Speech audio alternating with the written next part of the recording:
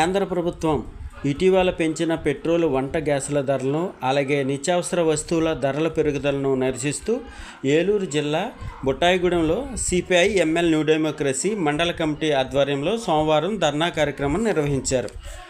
ఈ సందర్భంగా పార్టీ నాయకులు మాట్లాడుతూ పెరుగుతున్న ధరల భారంతో సాధారణ ప్రజలు, రైతులు, కార్మికులు తీవ్ర ఇబ్బందులు ఎదుర్కొంటున్నారని ఆవేదన వ్యక్తం చేశారు.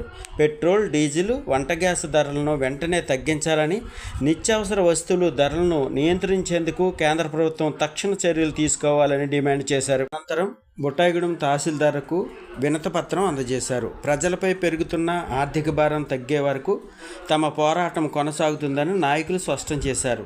ఈ కార్యక్రమంలో పార్టీ నాయకులు, కార్యకర్తలు, ప్రజా సంఘాలు, ప్రజా ప్రతినిధులు పెద్ద సంఖ్యలో పాల్గొన్నారు. దీని మీద మేము మా ఉన్నతాధికారులకి లెటర్ పెడతామండి. లెటర్ పెట్టుకుంటాం. నా పేరు Nara Raghava, CPM new democracy జిల్లా కమిటీ. భారతదేశంలో ఏదైతే ప్రజలు ఎవరైతే ఉన్నారో వాళ్ళకి భారాలు మోపుతూ ఉన్నది. దీనికి ప్రధాన కారణం ఎవరైతే అమెరికా అధ్యక్షుడు ఉన్నాడో ఆయన మాటలు వినేసి ఈరోజు ఈ విధమైన భారాలు మోపటం అనేది కరెక్ట్ కాదు. అదేవిధంగా ఈరోజు మన దేశంలో ఉండేటువంటి సంపద ఏదైతే ఉందో ఆ సంపదని ఈరోజు నిలబెట్టుకోవాల్సిన అవసరం ఉంది. అదేవిధంగా ఈరోజు ఏదైతే రష్యా లేదా ఇతర దేశాల్లో ఉండేటువంటి పెట్రోల్ని ఈ కేంద్ర ప్రభుత్వం తక్షణం కొనుగోలు చేయాలి.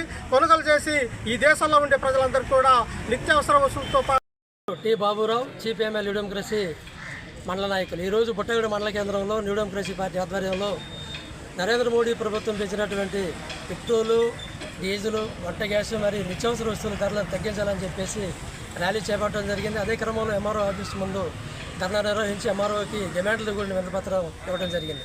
ముఖ్య ఉద్దేశం ఏంటంటే ఎన్నికల 5 రాష్ట్రాల ఎన్నికల ముందు చెప్పినటువంటి మాటలనే, వాగ్దానాలను మర్చిపోయి ఎన్నికల తర్వాత బీజేపీ ప్రభుత్వం విపరీతంగా డీజిల్, పెట్రోల్, వంట గ్యాస్ ధరలు పెంచింది. ఇవాళ పాలక వర్గాలు ఏవైతే ఉన్నాయో అవి వాడ దాటిన దాకా వాడమల్లయ్య, వాడ దాటిన తర్వాత బోడమల్లయ్య అన్న చందంగా ఉన్నాయి. గెలిచిన తర్వాత ప్రజలు పూర్తిగా గాలికి వదిలేసి ప్రజల సమస్యలు పూర్తిగా తంగలో దక్కే పరిస్థితులు ఇవాళ మనం చూస్తూ ఉన్నాం.